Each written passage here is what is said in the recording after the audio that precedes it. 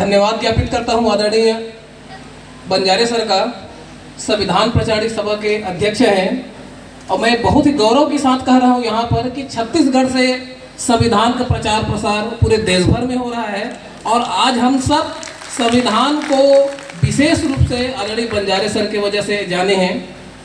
मुझे कुछ टॉपिक दिया गया था आदरणीय सुनील भारद्वाज साहब के द्वारा कि जो पिछड़े वर्गों के विशेषाधिकार हैं, तो उस पर मैं कुछ बात रखना चाहूँगा।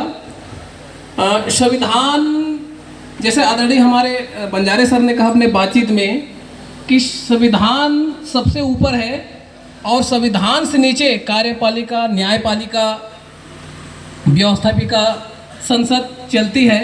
लेकिन संविधान के प्रत्येक अनुच्छेद का इंटरप्रिटेशन, व्याख्या करने का अधिकार सर्वोच्च न्यायालय को है।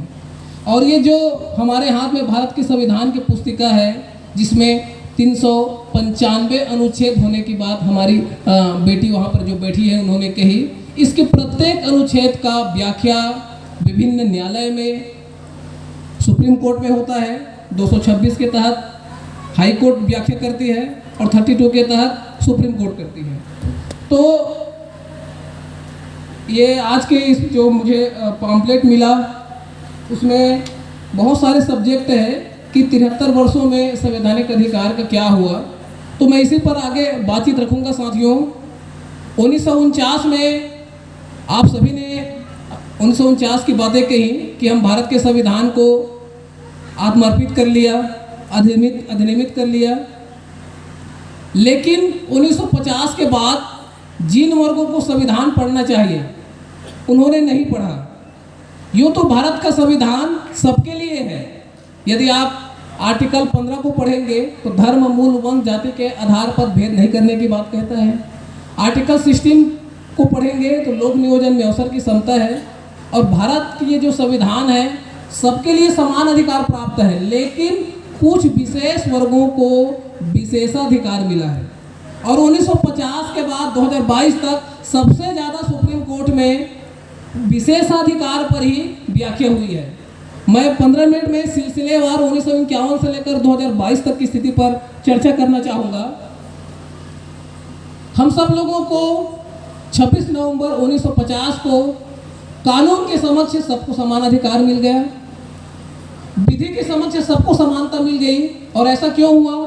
यदि हम प्रथम भारतीय अधिनियम 1935 की बात करें, 1935 के पहले यहाँ जो लोग बैठे हुए हैं उनको विधि के समक्ष समानता प्राप्त नहीं थी। आर्टिकल 13 में उन सारी कुरीतियों का निषेध किया गया जो हमारे विकास में बाधक थे। विधि के समक्ष समानता को और अधिक डिस्क्रिप्टिव बनाने के लिए धर्म, मूल, वंश, जाति के आधार पर भेदभाव करने की नहीं बात की गई। और आगे फिर शासकीय सेवाओं में प्रतिनिधित्व सुनिश्चित कराने के लिए लोक नियोजन में अवसर की समता की बात की गई है। अब वहां से 1951 से दो आर्टिकल 15 और आर्टिकल 16 पर व्याख्या शुरू हुआ। सबसे पहले बमुश्किल 1 साल हुआ था भारत का संविधान बने। दक्षिण भारत में उस समय मैसूर स्टेट हुआ करता था, अभी तमिलनाडु है, कर्नाटक है। तो दक्षिण भारत में 1951 में सबसे पहले जब साहू जी महाराज ने आरक्षण लागू किया था पिछड़े वर्गों के लिए, वह गवर्नमेंट ऑर्डर 1920-21 से चला रहा था। और उसी के तहत 1951 में government medical college, engineering college में अनुसूचित जाति, जनजाति, पिछड़े वर्ग, जो मैंने अपने बातचीत में कही कि कुछ वर्गों को विशेषाधिकार मिला, अनुसूचित जाति, जनजाति, पिछड़े वर्ग, धर्मांतरित अल्पसंख्यक और महिलाओं को। तो इसी के तहत गवर्नमेंट मेडिकल कॉलेज और इंजीनियरिंग कॉलेज में SC, ST और OBC के लिए कुछ सीटें अलॉट की गई। और यहाँ से शुरू हुआ उन वर्गों का खेल जो पिछले 2,500-3 हजार से असमानता के पक्षधर थे। हम यहाँ जो लोग बैठे हुए हैं उनको समानता नहीं देखना चाह रहे थे, लेकिन भारत के संविधान ने तो हम सबको समानता का अधिकार दे दिया। अब ये जो लोग हैं सारे धर्म ग्रंथ को छोड़कर ये भारत के संविधान को पढ़ना शुरू किया और हम लोग 73 साल बाद आज इस संविधान को पढ़ रहे हैं। उन्होंने 1951 में सबसे पहले इसी लोक नियोजन में अवसर की समता और समानता के अधिकार के कॉन्सेप्ट को, और आर्टिकल 29(2) में जो लिखा हुआ है कि राज्य द्वारा जो पोषित संस्था है वो धर्म, मूल, वंश के आधार पर किसी को सीट वितरण में, शैक्षणिक संस्थान में भेद नहीं करेगा। इन 2 आर्टिकल को उठाया और मैसूर के जो मद्रास हाई कोर्ट है वहाँ चैलेंज किया गया। जब भारत का संविधान बना तो सारे लोग यहाँ कानून के समक्ष समान हो गए, तो कुछ विशेष वर्गों को स्पेशल बेनिफिट क्यों दिया जा रहा है? आर्टिकल 29(2) कहता है किसी भी राज्य से पोषित संस्था में किसी भी व्यक्ति को धर्म, मूल, वंश, जाति के आधार पर भेदभाव नहीं किया जाएगा। ये चंपाकंद दोरई राजन नाम की महिला थी और यह मामला मद्रास हाई कोर्ट में गया और एक झटके में शैक्षणिक संस्थानों में हमारा आरक्षण केवल 1 साल में, भारत के संविधान बने 1 साल हुआ था, खत्म हो गया। अब यह मामला फिर सुप्रीम कोर्ट गया और सुप्रीम कोर्ट ने भी मद्रास हाई कोर्ट के आदेश को वैलिडिटी प्रदान किया और यह कहा कि यह समता का अधिकार का उल्लंघन है किसी वर्ग विशेष को सीट अलॉट करना।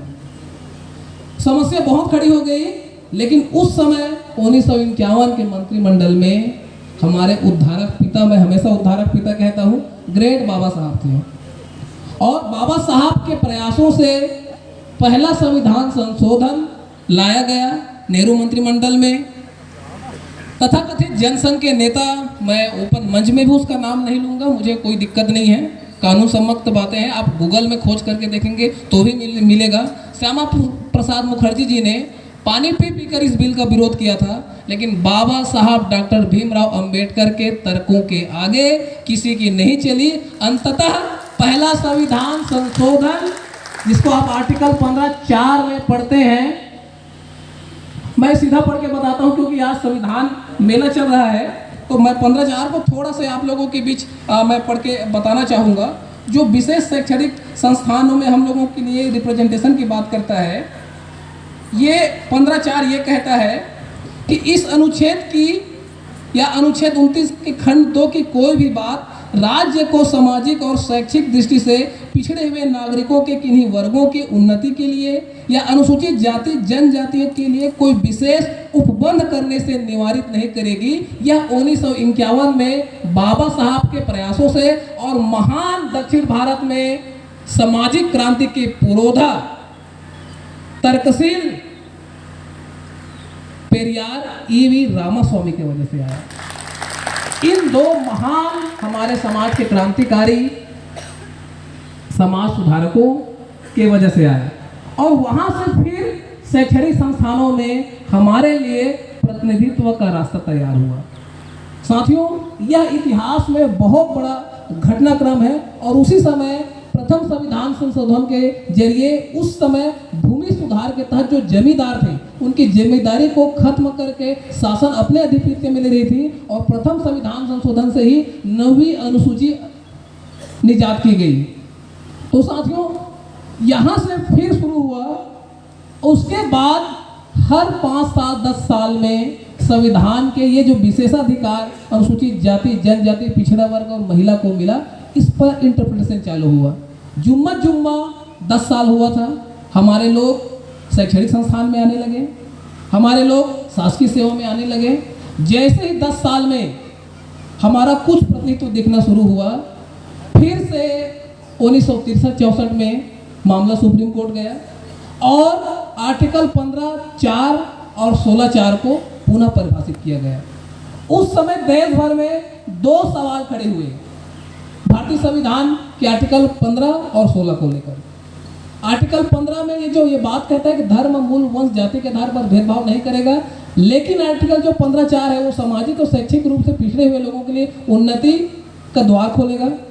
तो ये एक परिभाषा गढ़ी गई कि आर्टिकल 15(4) 15(1) का अपवाद है और दूसरी परिभाषा गढ़ी गई आर्टिकल 16 जो लोक नियोजन में अवसर की समता की बात कहता है, लेकिन जो 16(4) है वो अनुसूचित जाति जनजाति पिछड़े वर्गों के लिए राज्य की राय में प्रतिनिधित्व देने की बात करता है। तो यह जो आर्टिकल 16(4) है 16(1) का अपवाद है। 1964-65 में M.R. बालाजी बनाम भारत सरकार का फैसला आया और उन्होंने एक बैरियर लगा दी। उन्होंने कहा कि इस तरीके से रिजर्वेशन का जो कॉन्सेप्ट है प्रतिनिधित्व का कॉन्सेप्ट है वह समता का अधिकार को उल्लंघन करता है, तो मिनिमम 50% से ज़्यादा प्रतिनिधित्व या आरक्षण की व्यवस्था शासकीय पदों में नहीं किया जाना चाहिए। जो आज अभी अनुसूचित जाति जनजाति के वर्ग के लोग जो अभी आपस में छींटाकशी छत्तीसगढ़ में चल रहा है, अभी हाल ही में माननीय उच्च न्यायालय छत्तीसगढ़ ने ये फैसला दिया है कि 58% आरक्षण अनकॉन्स्टिट्यूशनल है, असंवैधानिक है। इसकी शुरुआत 1964-65 में M.R. बालाजी बनाम भारत संघ मामले में हुआ था, लेकिन उस समय ये मैंडेटरी नहीं था। फिर भी दक्षिण भारत के जो स्टेट है सामाजिक न्याय के लिए अग्रणी रहा है हिंदी भाषी क्षेत्र के बजाय, क्योंकि वहाँ के जो लोग थे वो पेरियार को काफ़ी मानते थे और हम लोग बाबा साहब को काफ़ी समय बाद जब सामाजिक और राजनीतिक और आर्थिक परिवर्तन के प्रणेता मान्यवर कांशीराम साहब का जब उदय हमारे इस क्षेत्र में हुआ, तब कहीं जाकर हम भारत के संविधान को जाने, बाबा साहब को जाने। मैं तो कहता हूँ, मेरी अपनी समझ है, हो सकता है आप लोगों की राय में अलग हो सकता है, बाबा साहब को पुनर्जीवित करने का जो श्रेय जाता है वो महामना मान्यवर कांशीराम साहब को जाता है। उनके वजह से बाबा साहब जीवित हो गए और संविधान पुनर्जीवित हो गया और हमारे देश के लोग राजनीति में अपनी भागीदारी सुनिश्चित करना शुरू किए। उससे पहले हमारे साथ राजनीति में कुत्ते बिल्ली का व्यवहार होता था, लेकिन आज मैं किसी एक पार्टी का नाम नहीं लूँगा, हर पार्टी को अनुसूचित जाति जनजाति पिछड़े वर्ग को वैल्यू समझ में आ गई है। मैं इस पर ज़्यादा बात नहीं करूँगा। तो साथियों, इस तरीके से संविधान के आर्टिकल का व्याख्या शुरू हुआ। इसके कुछ वर्षों बाद 1973 के आसपास में एक बहुत बड़ा सुप्रीम कोर्ट में जजमेंट आया जो हमारे लिए बहुत ही बढ़िया साबित हुआ। केरल बनाम N.S. थॉमस केस 1973-74 में आया और उन्होंने यह व्याख्या की कि आर्टिकल 15(1) का अपवाद आर्टिकल 15(4) नहीं है, यह उसका विस्तार है और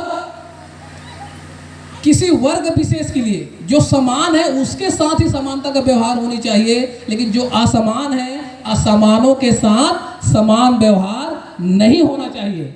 इसलिए आर्टिकल 15(1) का अपवाद 15(4) नहीं है, यह विस्तार है। इसका मतलब ये है कि शैक्षणिक संस्थानों में उनकी उन्नति के लिए जो द्वार खोले जा रहे हैं वो कॉन्स्टिट्यूशनल है, वैध है। साथियों, ठीक इसी के समय में फिर मामला पिछड़े वर्गों को विशेष अधिकार देने के लिए आया। आर्टिकल 340 राष्ट्रपति को जो राज्य के जो पिछड़े वर्ग हुए जो लोग हैं उनके लिए नाम निर्दिष्ट करने के लिए उनके लिए रिप्रेजेंटेशन की व्यवस्था किया। 1953 में काका साहब कालेकर कमीशन बनी, 1955 में उसकी रिपोर्ट को ठंडे बस्ते में डाल दिया। फिर यह सिलसिला चलता रहा। ओबीसी को कोई विशेष प्रतिनिधित्व नहीं मिला, हालांकि दक्षिण भारत के कुछ प्रांत में कम्युनल अवार्ड 1921-22 के तहत मिलता आ रहा था और 1979-80 में फिर से मंडल आयोग बनी और 1990 में उन्होंने रिपोर्ट प्रस्तुत किया और 1992-93 में जाके ओबीसी के अधिकार बाबा साहब के दिए उस 340 अनुच्छेद के तहत सुनिश्चित हुए और वहां पर भी असमानता के पक्षधर वो चुप नहीं बैठे। मंडल कमीशन की जो रिकमेंडेशन थी ओबीसी को 27% रिजर्वेशन देने के लिए, उसको भी सुप्रीम कोर्ट में चैलेंज किया गया और वहां पर ये जो दूसरा सवाल जो मैंने अपने बातचीत शुरू में कहा था कि आर्टिकल 16(1) का अपवाद आर्टिकल 16(4) है, पर व्याख्या की और 9 जजों की बेंच इंदिरा साहनी में यह निर्णय दिया गया कि आर्टिकल 16(1) का अपवाद 16(4) नहीं है बल्कि यह विस्तार है। और यदि हम सब भारत के संविधान के फंडामेंटल राइट मौलिक अधिकार को पढ़ें तो एक एक अनुच्छेद एक दूसरे अनुच्छेद को विस्तार देता है। अब विधिक समक्ष समानता मिल गई तो कैसे मिलेगी? धर्म मूल वंश जाति के आधार पर भेदभाव नहीं होगा। अब धर्म मूल वंश जाति के आधार पर भेदभाव नहीं होगा तो फिर कैसे रिप्रेजेंटेशन मिलेगा? तो इसके लिए आर्टिकल 15(4) में शैक्षणिक संस्थानों में और लोक नियोजन में अवसर के समता के लिए सारे शासकीय सेवाओं में प्रतिनिधित्व सुनिश्चित करने के लिए आर्टिकल 16(4) आया। और इंदिरा साहनी केस जब 1992 में फैसला आया साथियों, तो वहां पर आर्टिकल 16(4) की फिर नई परिभाषा गढ़ी गई और आर्टिकल 16(4) की क्या परिभाषा करी गई? 9 जजों की बेंच ने ये कहा कि आर्टिकल 16(4) केवल सीधी भर्ती में रिप्रेजेंटेशन की इजाजत देता है, पदोन्नति में रिप्रेजेंटेशन की इजाजत नहीं देता है। हालांकि 5 साल छूट दिया गया शासन को पद भरने के लिए। और फिर जो 1965 में हमारा बालाजी बनाम भारत संघ में जो फैसला आया था कि कोई भी स्थिति में आरक्षण की सीमा 50% ज़्यादा नहीं होनी चाहिए। 9 जजों की बेंच ने यह फैसला दिया कि आरक्षण की सीमा 50% से ज़्यादा नहीं होनी चाहिए। दोबारा ये लग गया। फिर शासन प्रशासन ने ये देखा कि कौन से वर्गों को किस तरह से रिजर्वेशन देना चाहिए। तो केंद्र सरकार के द्वारा 1992-93 गवर्नमेंट आर्डर में अनुसूचित जाति के लिए केंद्रीय स्तर पर 15%, अनुसूचित जनजाति के लिए 7.5% और ओबीसी के लिए 27% आरक्षण प्रतिनिधित्व देने के लिए व्यवस्था किया गया। साथियों, इस तरीके से 1993 में पिछड़े वर्गों के लिए प्रतिनिधित्व देने का अधिकार खुला और आर्टिकल 16(4) के तहत 1993 से लेकर अब तक पिछड़े वर्गों को मिला। जबकि पिछड़े वर्गों को 1951 में मिलनी चाहिए, वो मिला 1993 में। फिर भी पिछड़े जो वर्ग है, खासकर जिसको हम ओबीसी कहते हैं, शैक्षणिक संस्थानों में उसको रिप्रेजेंटेशन नहीं मिल पाया था। ये 93 संविधान संशोधन सन 2005 में आया और फिर शैक्षणिक संस्थानों में ओबीसी को रिप्रेजेंटेशन मिला। और अभी ऑल इंडिया कोटे में मेडिकल कॉलेज में अभी पिछले साल 1950 में संविधान बना, 340 1950 में लिखी गई, मंडल कमीशन की रिपोर्ट 1990 में लागू की गई। इंदिरा साहनी जजमेंट 9 जजों की बेंच ने 27% रिजर्वेशन को वैलिड करा दिया गया 1999 में। लेकिन राज्य के पिछड़े हुए नागरिकों को, जिसको ओबीसी कहते हैं, बैकवर्ड क्लास को, अभी हाल ही में 2021 में सुप्रीम कोर्ट ने, वो भी तमिलनाडु स्टेट के वजह से सुप्रीम कोर्ट में केस फाइल हुई और उसने ये कहा कि आर्टिकल जो 15(4) है, आर्टिकल 16(4) है, ये इनके तहत इनको शैक्षणिक संस्थानों में भी रिप्रेजेंटेशन मिलना चाहिए और ऑल इंडिया कोटे में ओबीसी को रिजर्वेशन मिला। यहाँ पर भी असमानता के पक्षधर चुप नहीं बैठे। मान्यवर कांसीराम साहब की जो स्पीचेस में सुना था अपने सीनियर सिटीजन से, कैडर के माध्यम से, कुछ बुक के माध्यम से, उस समय एक बात कही थी कि जिस दिन मूल निवासी समाज पढ़ लिख जाएगा उस दिन विभिन्न न्यायालय के माध्यम से उनके अधिकारियों पर व्याख्या की जाएगी। बहुत सारे जजमेंट हमारे फेवर में आए, बहुत सारे जजमेंट कानून के समक्ष ठीक था, लेकिन उससे हम लोग प्रभावित हुए। लेकिन हम लोग संविधान को पढ़ तो लिए, लेकिन संविधान की जो व्याख्या है विभिन्न अनुच्छेद को लेकर क्या रहा इसको ध्यान नहीं दिए, और क्या रहा इसको ध्यान नहीं दिए, इसलिए हमारे अधिकारों में कटौती की गई। मुझे 1995 से 2000 तक की सामाजिक मूवमेंट की बात याद आती है। 1951 में पहला संविधान संशोधन हुआ बाबा साहब की वजह से। 1951 से लेकर 1995 तक लगभग 35-40 साल में कोई बड़े संविधान संशोधन हम मेजॉरिटी के समर्थन में नहीं हुए। हम इस देश में मेजॉरिटी हैं, माइनॉरिटी नहीं है। माइनॉरिटी अपने आधार पर इस संविधान को इंटरप्रेट करता रहा। मुझे 1949 की बाबा साहब की संविधान सभा की अंतिम स्पीचेस याद आती है। बाबा साहब ने संविधान सभा के अंतिम भाषण में कहा था कि कोई भी संविधान कितना भी अच्छा क्यों ना हो, यदि लागू करने वाले की नीयत सही नहीं है, अंततः वह संविधान बुरा साबित होगा। कोई भी संविधान कितना भी पूरा क्यों ना हो, यदि लागू करने वाले की नीयत सही है, अंततः वह संविधान अच्छा साबित हुआ। और इन 73 वर्षों में वही हो रहा है।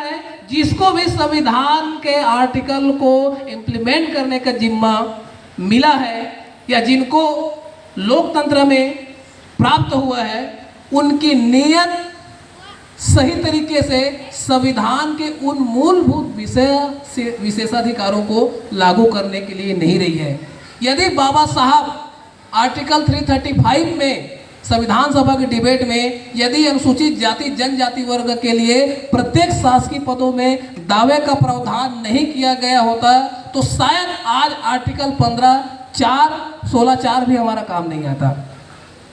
उस समय आर्टिकल 335 को जब संविधान सभा में रिप्रेजेंट किया गया था तो बहुत सारे लोग इसका काफ़ी विरोध किए थे।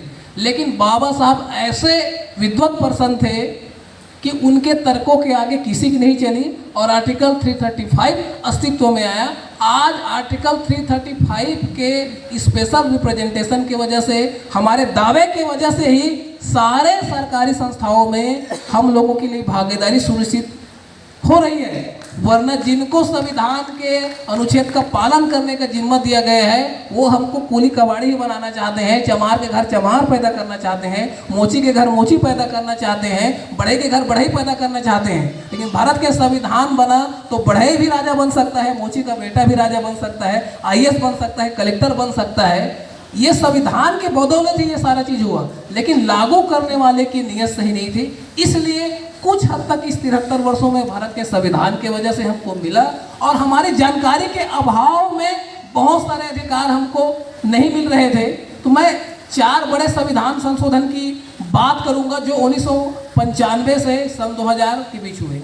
साथियों, 1992 में इंदिरा साहनी के जजमेंट जब आया, वो हालांकि OBC रिजर्वेशन को लेकर रहा, लेकिन SC ST को रिजर्वेशन को भी उसने परिभाषित कर दिया और ये कह दिया कि आर्टिकल 16(4) का सीधी भर्ती में रिप्रेजेंटेशन की इजाज़त देता है।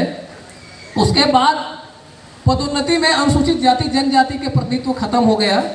77वां संविधान संशोधन, उस समय जो उत्तर भारत में जो बड़े आंदोलन चल रहे थे, मान्यवर कांसीराम साहब जी की वजह से आंदोलन चल रहे थे, इधर दक्षिण भारत में लोहिया जी के प्रभाव से आंदोलन चल रहे थे, इधर महान पेरियार साहब का आंदोलन चल रहा था। ये सामाजिक न्याय के लिए जो उस समय जो उथल पुथल चल रही थी, उसके वजह से 4 बड़े संविधान संशोधन हमारे हित में लाए गए। 77वां संविधान संशोधन, 81वां संविधान संशोधन, 82वां संविधान संशोधन, 85वां संविधान संशोधन। साथीगण, बोर मत होइएगा, ये हमारे हक अधिकार से जुड़ा विषय है और यह भी संविधान का पार्ट्स है, क्योंकि बगैर सुप्रीम कोर्ट के व्याख्या के हम संविधान के उन प्रावधानों का व्याख्या नहीं कर सकते, क्योंकि जब वो शासन प्रशासन में इम्प्लीमेंट की बारी आती है तो उन जजमेंट के साथ उस आर्टिकल को परिभाषित किया जाता है। संविधान में कुछ लिखा है, लेकिन संविधान, जैसे मेरे पास ये बेयर एक्ट की किताब है, मैं इसी किताब को पढ़ता हूँ, भारत के संविधान की। हालांकि इसमें आपको बाबा साहब की फोटो नहीं मिलेगा,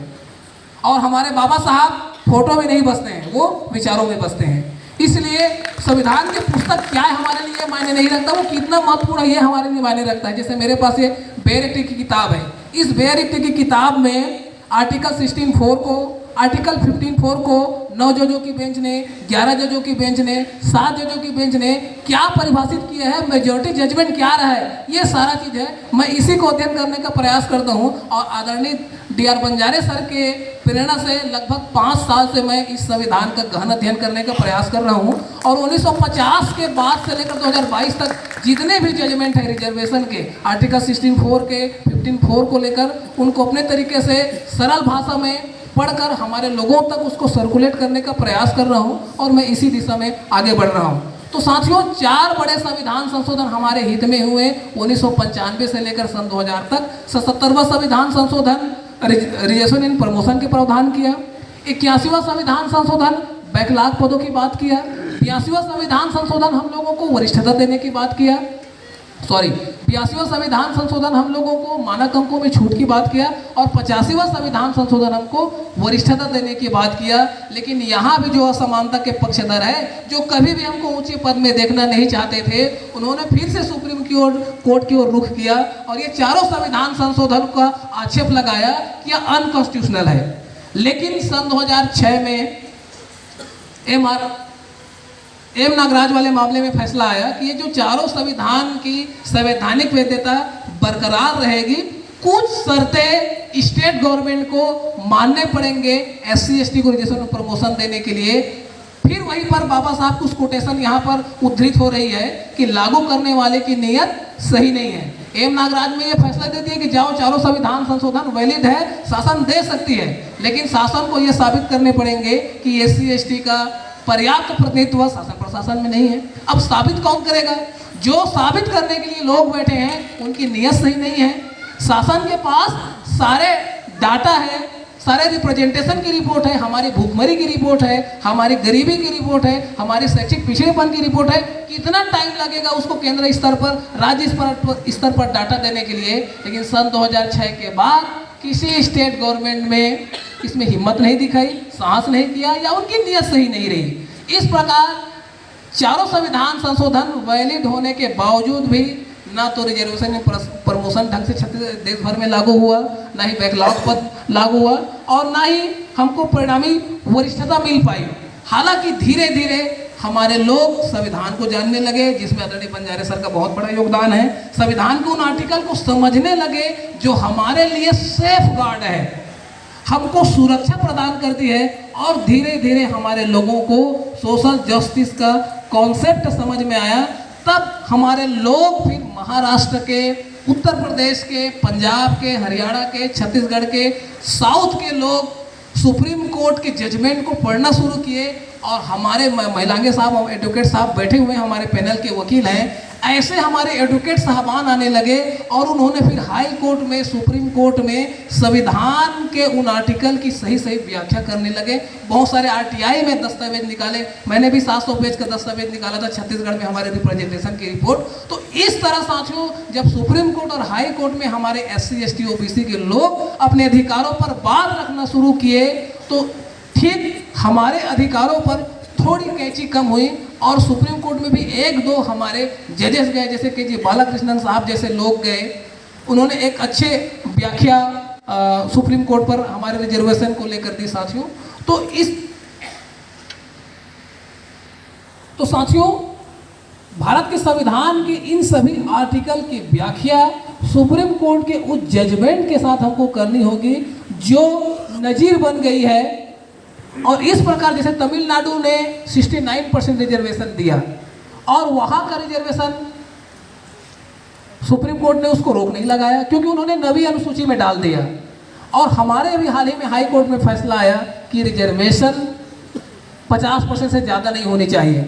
9 जजों की बेंच 1992 में एक महत्वपूर्ण पैरा है। देखिए साथियों, मीडिया और जो असमानता के पक्षधर लोग हैं वो केवल उन बातों को ज़्यादा हाईलाइट करते हैं जिसमें हमारे अधिकारों की कटौती हो सकती है, लेकिन उन बातों को हाईलाइट नहीं करते जो हमारे हित में है। जैसे 9 जजों की बेंच में 4 जजों की बेंच की ओर से जस्टिस जीवन रेड्डी ने कहा था कि आरक्षण की सीमा 50% से ज़्यादा हो सकती है, बशर्ते उन स्टेट को स्पेशल सर्कमस्टेंस अर्थात विशेष परिस्थिति दिखानी पड़ेगी, क्या वो सामाजिक, शैक्षिक, आर्थिक रूप से पिछड़े हैं। यदि ये रिपोर्ट दिखाने में स्टेट गवर्नमेंट सफल हो गई तो आरक्षण की जो सीमा है वो ऊपर की जा सकती है, लेकिन अभी तक किसी स्टेट गवर्नमेंट ने यह हिम्मत नहीं दिखाई है, और यह मामला आज भी कैंची की तरह हर स्टेट में चल रही है। इसका खामियाजा आज हम लोग छत्तीसगढ़ में भी भुगत रहे हैं। हमारे छत्तीसगढ़ में भी 50% सीलिंग लिमिट रख दी गई है। अब ये गवर्नमेंट को समझ नहीं आ रहा है कौन से वर्गों को कितना रिप्रेजेंटेशन दे, लेकिन देना तो पड़ेगा। अब मैं अभी 2 दिन पहले इसी विषय पर एक लेख लिखा था, 9वीं अनुसूची, तमिलनाडु आरक्षण, सुप्रीम कोर्ट और सामाजिक न्याय के बीच हमारी स्थिति क्या है। उस लेख को पढ़ने से लोगों को समझ में आ जाएगा कि किस तरीके से आरक्षण की सीमा को हम 50% से ज़्यादा लानी चाहिए। हम तो वो बंदे हैं जो जिसकी जितनी संख्या भारी उसकी उतनी हिस्सेदारी की बात करते हैं, और इसी कॉन्सेप्ट को लेकर बाबा साहब ने भी फंडामेंटल राइट के कॉन्सेप्ट को लिखा है कि जितनी हमारी इस देश में जनसंख्या है उतनी हमारी भागीदारी सुनिश्चित होने चाहिए। तो साथियों, आशा करता हूँ मेरी बात आप लोगों को पसंद आई होगी। मैं इन्हीं शब्दों के साथ अपनी बातचीत को विराम देते हुए आप सभी को मैं क्रांतिकारी जय सतनाम, सेवा जोहार, जय भीम, जय संविधान कहता हूँ। धन्यवाद।